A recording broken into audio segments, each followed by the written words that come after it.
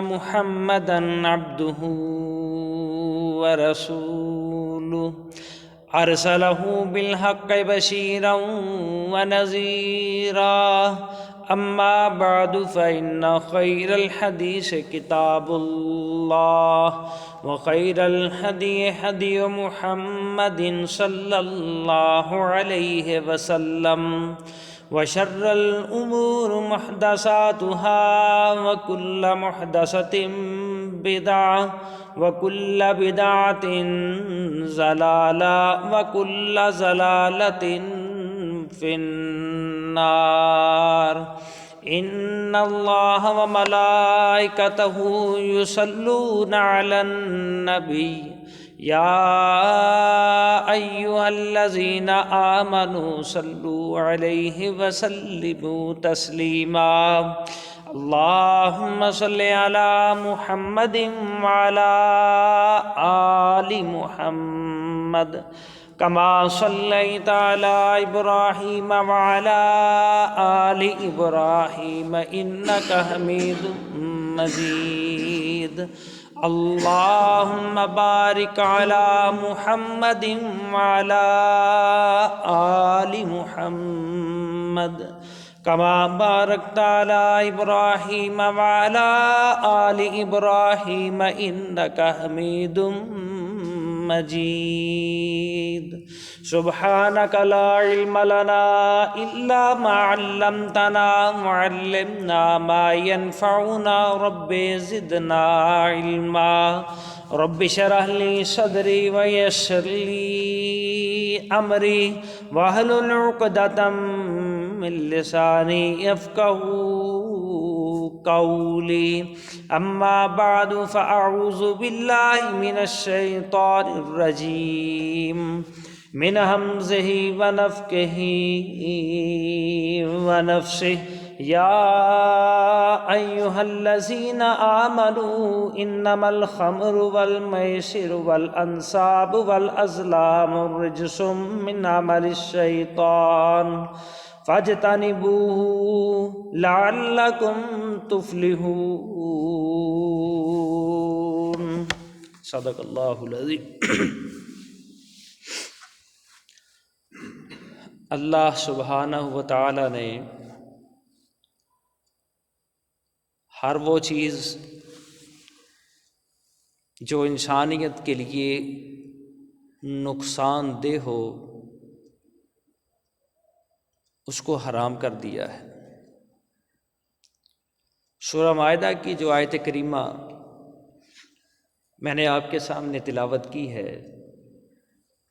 اس کے اندر ہی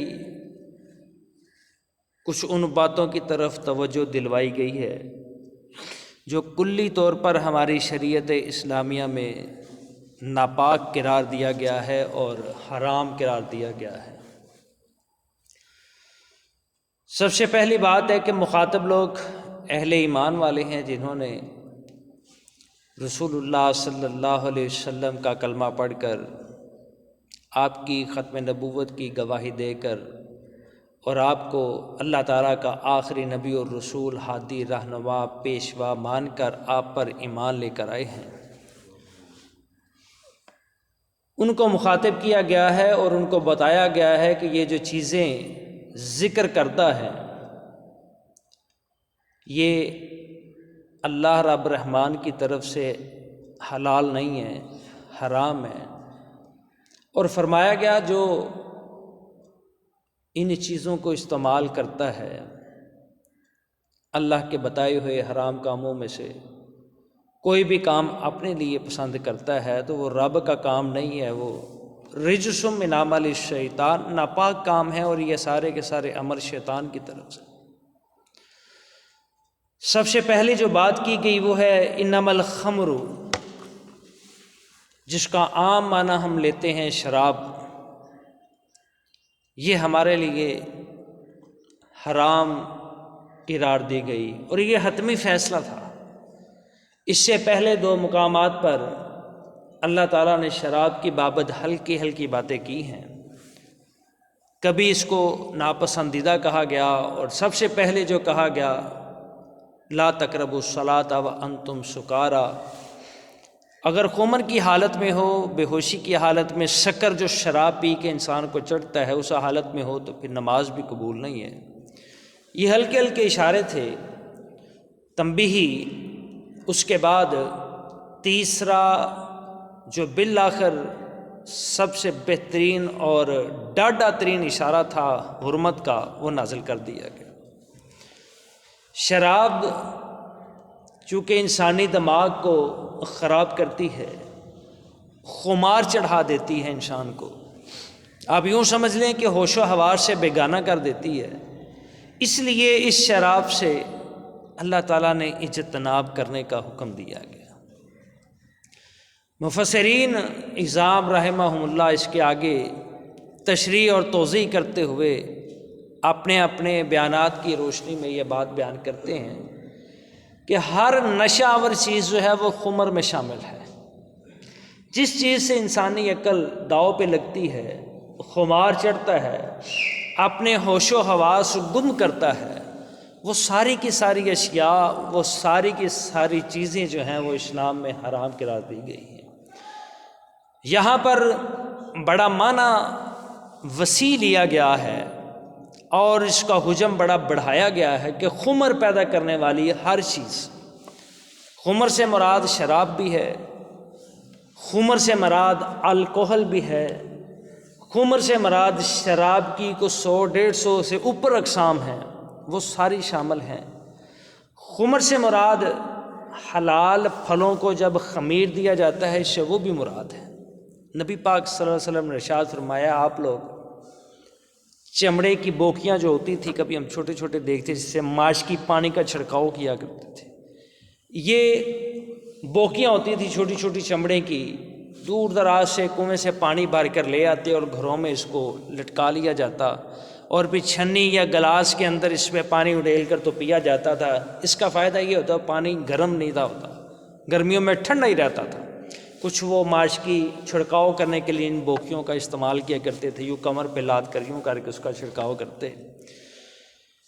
یہ بوکیاں اس وقت عام گھروں میں موجود ہوا کرتی تھیں، ان میں پانی بھر کے تو لٹکا لیا جاتا، پانی جو ہے وہ سائے میں رہتا، اور جس طرح مٹی کے گھڑے میں پانی گرم نہیں ہوتا اسی طرح اس میں بھی گرم نہیں ہوتا۔ آپ کا فرمان ہے کہ مسلمانوں، آپ کھجوریں، چونکہ عرب کا بڑا بہترین پھل اور بڑی کثیر تعداد میں پیدا ہونے والا ہے، کھجور بھی انگور بھی، تو فرمایا کرتے ان میں کھجوریں ڈال لیا کرو۔ یہ 10-12 گھنٹے اگر پانی میں رہے نا کھجور تو اپنا آپ چھوڑ دیتی ہے، اس کو مل لیا جائے، اس کو کر لیا جائے، اس کو یہ پھل جو کھجور کا پھل ہے، اب جو اس کا جوس بنتا ہے نا، یہ بڑا طاقت والا اور بڑا پاورفل ہوتا ہے۔ رسول اللہ صلی اللہ علیہ وسلم کا بڑا مرغوب تھا یہ کھجور کا یہ پانی بنا کے۔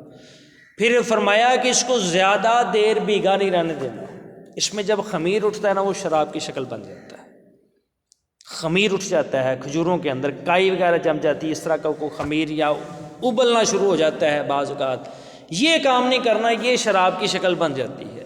اس سے پیچھے پیچھے جو سٹیپ ہے نا، 10-12 گھنٹے آپ نے بھگو لیا ہے، آج کل سردیاں تو 24 گھنٹے بھی بھگا رہے تو اس کو کچھ نہیں ہوتا، سردیوں میں 7-8 گھنٹے بھگو لیا جائے تو آخر میں وہ ابالے کھانا شروع کر دیتا ہے، تو یہ خمیر بن جاتا ہے۔ اس سے پہلے والی جو حالت ہے نا، 8-10 گھنٹے آپ نے بھگو کے رکھی ہے، نبی پاک صلی اللہ علیہ وسلم کو یہ بڑا مرغوب تھا، بڑا مرغوب تھا۔ پھر آپ انگور منگوا کے یوں پھینک دیا کرتے اس کے اندر، بوکی کے اندر، انگور کے اندر بھی خمیر اٹھنے سے پہلے پہلے اس کا پانی استعمال کیا کرتے، وہ بھی اپنا آپ چھوڑ دیتا، اس کو مسل کے تو پانی بنا کے وہ بن جاتا پانی کا، اس کو پیا کرتے تھے۔ یہاں تک تو اسلام نے اجازت دی ہے کہ آپ پی سکتے ہیں، یہ نقصان دہ نہیں ہے، اور یہ دونوں چیزیں میڈیکلی اور طبی لحاظ سے ہر انسان کے لیے بڑا پاورفل ٹانک ہے۔ عرف عام میں ہم سمجھ لیں کہ سلاجید ہی کھا پی رہے ہیں، یہ دونوں چیزیں ایسے ہی جیسے سلاجید ہے، اللہ تعالیٰ نے اتنی پاور اس کے اندر رکھی ہے، اور اس سے بڑی بات اس میں وٹامنز ہیں، اور کھجور پوری غذا ہے۔ پچھلے جمعے میں حضرت مریم علیہ السلام کا جو واقعہ میں نے بیان کیا تھا، تو اللہ نے یہی کہا تھا نا، باہر چلو جا کھجور کا پودے کے نیچے اور وہاں سے کھجوریں کھاؤ، تو ان کی کتنی پاور آئی ہوگی کھجوریں کھانے سے۔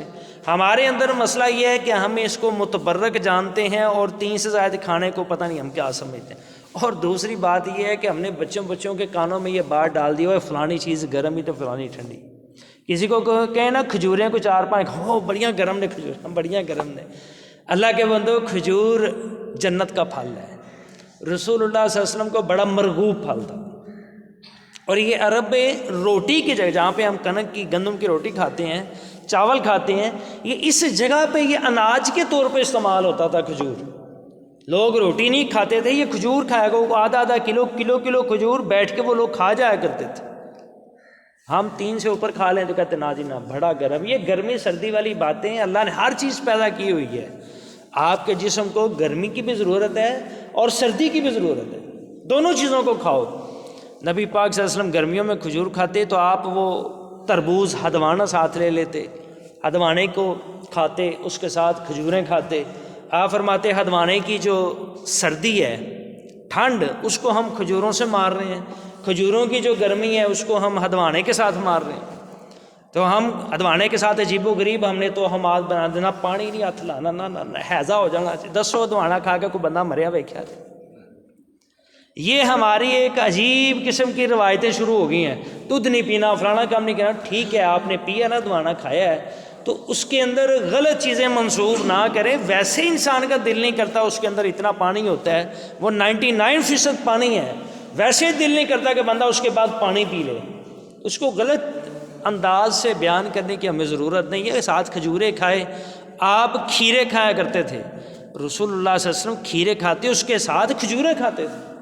کھیرا بھی پانی ہے 99% پانی ہے میڈیکلی طبی. اور اس کھیرے کی جو سردی ہے ٹھنڈ ہے اس کو کھجوروں کے ساتھ معتدل کیا کرتے تھے. کھجوروں کی گرمی جو ہے وہ کھیرے کے ساتھ مرتی ہے.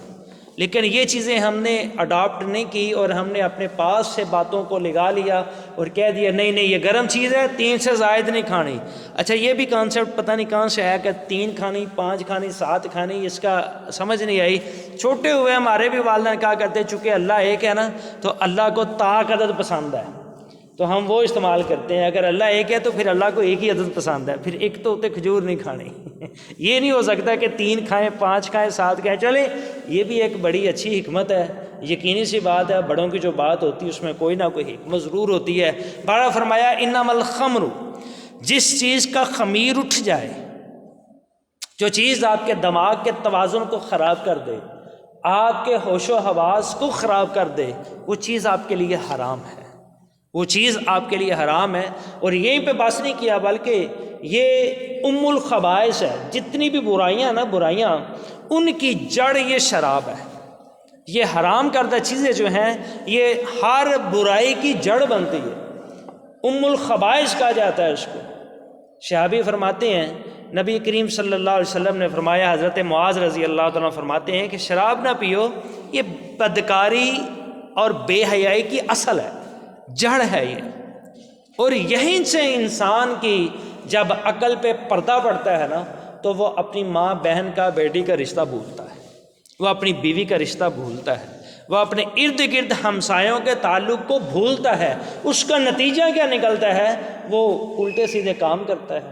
جب الٹے سیدھے کام کرتا ہوش و حواس میں نہیں رہتا تو پھر آپ اندازہ کریں وہ کیا کچھ نہیں کرتا ہوگا. حلل بازی فساد فتنہ یہ اس نے یہ چالو کرنا ہے. اور یہ قرآن مجید فرقان حمید میں یہ باتیں ذکر ہے کہ فتنہ روئے زمین پر سب سے زیادہ برائی کی جڑ ہے. یہاں تک فرمایا گیا کہ قتل سے بھی زیادہ سخت فتنہ ہے. وہ شیطان کے بارے میں آتا ہے کہ وہ جب آدم علیہ الصلوۃ والسلام کو جنت سے نکالا گیا تھا نا تو بڑا خوش ہوا تھا. اتنا خوش ہوا تھا کہ اس کے بعد وہ خوش نہیں ہوا. نبی پاک صلی اللہ علیہ وسلم نے ارشاد فرمایا وہ تب اتنا خوش تب ہوتا ہے جب وہ 2 بھائیوں کو یا 2 خاندانوں کو آپس میں لڑاتا ہے. جب وہ لڑائی کرواتا ہے تب اتنا خوش ہوتا ہے جتنا وہ آدم علیہ السلام کو جنت سے نکالنے پہ خوش ہوا تھا. تو یہ ساری چیزیں اللہ پاک نے ارشاد فرما دیا رجس من عمل الشیطان. یہ اللہ کا عمل نہیں ہے یہ شیطان کے مردود کے عمل ہے ناپاک عمل ہے. آگے فرمایا گیا والمیسر شراب کے بعد میسر کی بات آئی ہے. جوا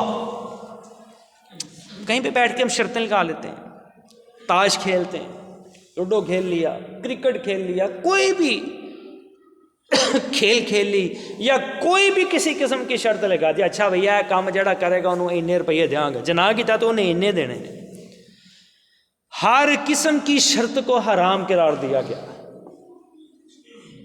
کھیل میں ہار جیت ہوتی ہے، اس کا مطلب یہ نہیں ہوتا اب شرطیں لگا رہے، ٹھیک ہے تھرڈ پارٹی آئی ہے، اس نے کرکٹ کا ٹورنامنٹ کروا دیا ہے یا کوئی بھی کھیل کروائی ہے، اس نے کہا جی میری طرف سے 10,000 روپے انعام ہوگا، جو بھی جیتے گی، ٹھیک ہے، ہارنے والے کا نقصان کوئی نہیں، ملنے والے کو انعام مل گیا۔ شرط وہ ہوتی ہے کہ ہارنے والے کا لاس ہو اور جیتنے والے کو دونوں طرف سے فائدہ ہو، یہ غلط بات ہے۔ اسلام نے اس کو حرام کیا، اس کا نتیجہ کیا نکلتا ہے؟ لیکن جانے ہم اپنے ارد گرد اگر دیکھیں تو یہ جوے کی لت جن کو پڑ جاتی ہے وہ بندے پیچھے نہیں آتے۔ بڑے بڑے لوگ اس جوے میں اپنا آپ ہار دیتے ہیں، صرف جائیداد نہیں ہارتے، روپے پیسے نہیں ہارتے، یہاں تک کہ اپنی بیویوں کو اپنی بچیوں تک کو ہار کے داؤ پہ لگا کے آ جاتے ہیں۔ اس معاملے سے اللہ تعالیٰ نے منع فرمایا ہے۔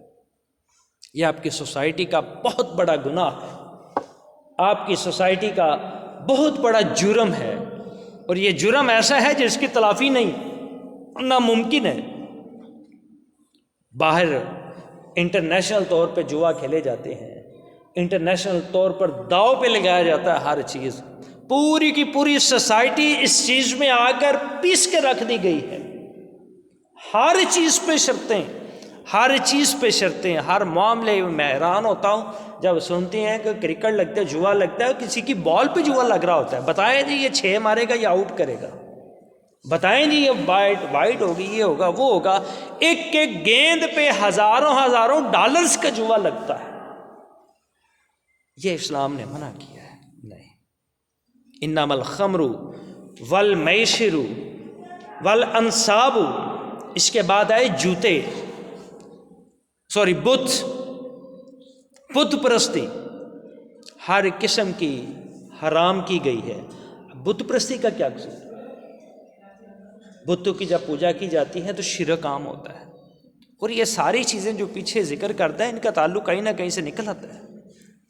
جب انسان کے ہوش و حواس قائم نہیں رہنے تو پھر جو مرضی کرتا چلا جائے، شرم و حیا اس کے اندر ہی نہیں رہنی تو پھر جو دل کرتا ہے وہ کرتا چلا جائے۔ شرک کو سب سے بڑا گناہ قرار دیا گیا ہے، ان الشرک لظلم عظیم، سب سے بڑا جو ظلم انسان اپنے آپ پہ کرتا ہے نا وہ اللہ کے ساتھ شرک ہے۔ شرک کی روک تھام کے لیے یہ اللہ تعالیٰ نے ساری کائنات کا سسٹم بنایا ہے۔ شرک کی روک تھام کے لیے اللہ تعالیٰ نے سارے انبیاء کو مبعوث کیا ہے۔ شرک کی روک تھام کے لیے اللہ تعالیٰ نے یہ کتابیں جو ہیں نازل فرمائی ہیں، اور شرک کی روک تھام کے لیے اللہ تعالیٰ نے یہ سارا ہمیں سسٹم دیا ہوا ہے۔ اگر یہ دیکھتے بھالتے سوچتے ہوئے بھی عقل رکھتے ہوئے بھی ہم شرک سے باز نہ آئیں تو پھر عقل مند ہمیں کون کہے گا؟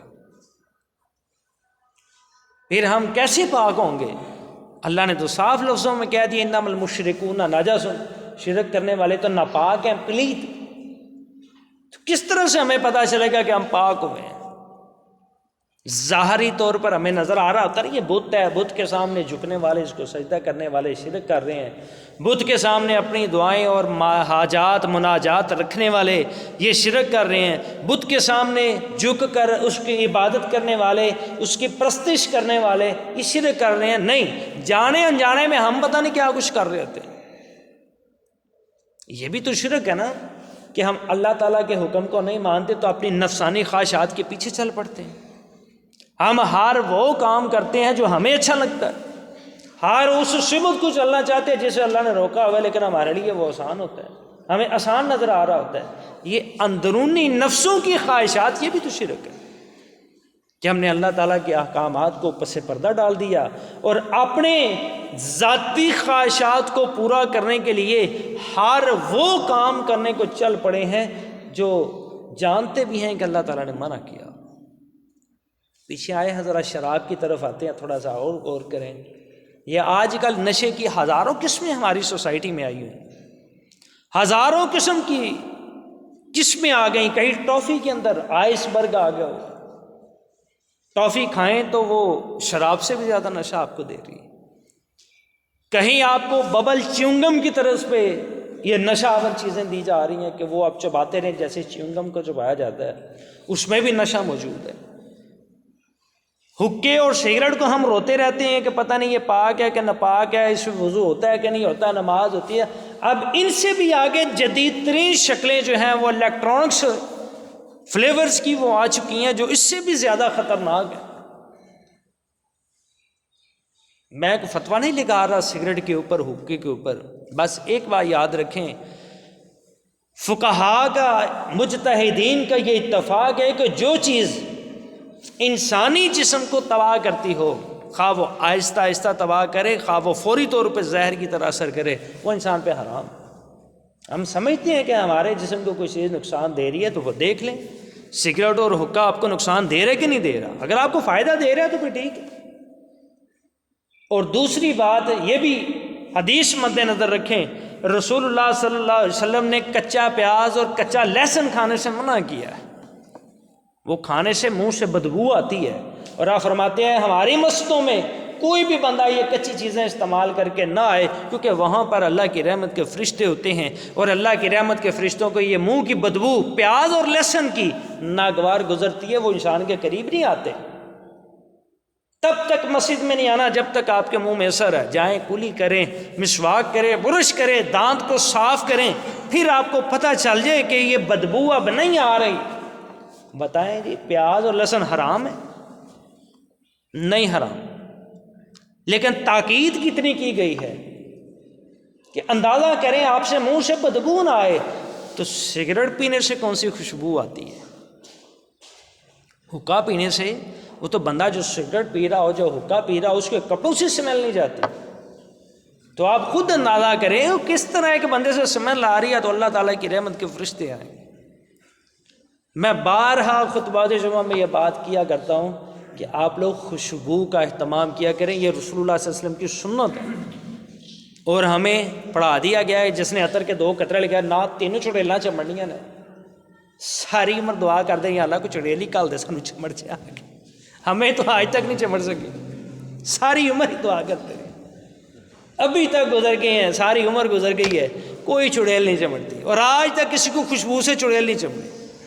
قبرستانوں کے قریب سے نہیں گزرنا، جنات پکڑ لیں گے، وہ درختوں کے نیچے سے نہیں گزرنا، بھئی گزریں، یہ اللہ کی زمین ہے، ان جنات سے بچنا بھی ہے کہ نہیں بچنا، کہ صرف ڈر کے گھر میں بیٹھ جانا۔ کسی کو خوشبو کے ساتھ جتنی چمٹتے، میرے نبی کریم صلی اللہ علیہ وآلہ وسلم کا جو طریقہ کار تھا، وہ یوں عطر کو اپنی ہتھیلی پہ یوں کر کے ڈالتے جیسے ہم کبھی کبھی سروں پہ سرسوں کا تیل نہیں لگاتے، اس طرح اتنا ڈال کے یوں کر کے اپنی ساری باڈی پہ، کپڑوں پہ لگایا کرتے تھے۔ آپ سے کوئی بندہ سلام لیتا تو اس کے ہاتھوں سے بھی خوشبو آنا شروع ہو جاتی تھی۔ جو صحابہ کرام رضوان اللہ علیہم اجمعین فرماتے ہیں نا کہ ہم پہچان لیا کرتے تھے یہاں سے کوئی شخص گزرا ہے وہ اللہ کے رسول ہے، کہ ان کی خوشبو اتنی تیز آتی تھی، وہ یہ خوشبو ایسی ہوتی تھی۔ ہماری ماؤں نے سبق یہ پڑھایا، بنانا خوشبو نہیں، چڑیلا چمٹ جائیں گے، جن چمٹ جائیں گے۔ یہ حالانکہ رسول اللہ صلی اللہ علیہ وسلم یہ خوشبو کا اہتمام اس لیے کیا کرتے تھے، شیاطین ہمیشہ گندگی پہ حملہ آور ہوتے ہیں، آپ سے خوشبو آئے گی نا تو رحمت کے فرشتے آئیں گے، بدبو آئے گی تو شیطان آئے گا۔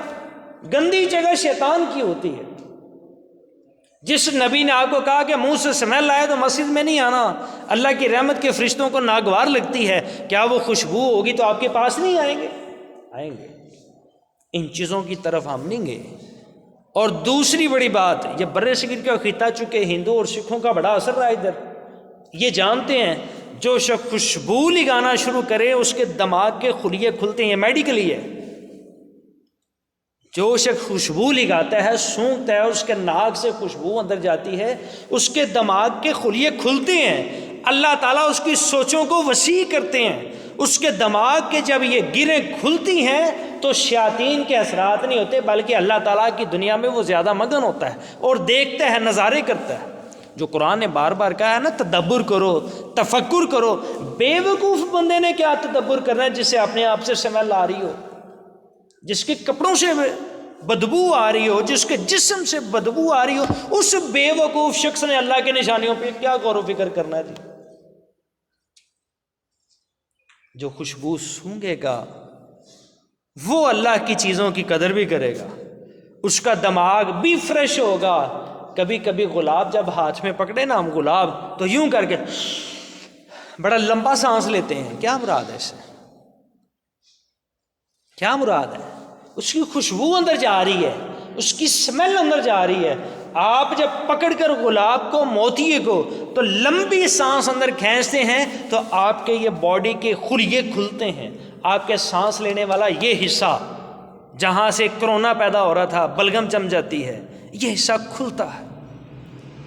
اس میں جب خوشبو بھری جاتی ہے تو فریش سانس آپ کے جسم میں پھرتا ہے۔ جب خوشبو پھرتی ہے تو آپ کے اندر بننے والے بلڈ کے اندر جو موٹاپا ہوتا ہے، تھک خون، وہ ہلکا ہو کے تو اس کو زور سے رننگ کرتا ہے۔ ہارٹ اٹیک سے بھی بچت آتی ہے، آپ کے برین ہیمریج سے آپ کو بچت آتی ہے۔ پتہ نہیں کہ ہمیں خوشبوؤں سے کیوں اتنی نفرت ہوگی۔ شراب کی بھی بدبو بڑی گندی ترین بدبو ہے، اور میرا نہیں خیال باقی اثرات تو چلے ہیں ہی ہے نا، صرف اس لیے حرام کی گئی ہے کہ آپ کے منہ سے سمیل آتی ہے۔ اس زمرے میں آپ دیکھ لیں، الکوہل کو دیکھ لیں، حقہ دیکھ لیں، سگریٹ دیکھ لیں، دیگر اور جو چیزیں ہیں وہ دیکھ لیں جن کی بدبو پیدا ہوتی ہے۔ بدبو سے نبی پاک صلی اللہ علیہ وسلم کو سخت نفرت تھی، ناپسند فرمایا کرتے تھے۔ اس لیے فرمایا گیا مومنو ان چیزوں سے بچ جاؤ، یہ آپ پہ حرام کی گئی ہے۔ باقی دو چیزیں انشاءاللہ اگلے جمعے میں بیان کیے جائیں گے۔ اللہ تعالیٰ سے دعا ہے کہ ہمیں عمل کی توفیق عطا فرمائے۔ وآخر دعوانا الحمدللہ رب العالمین۔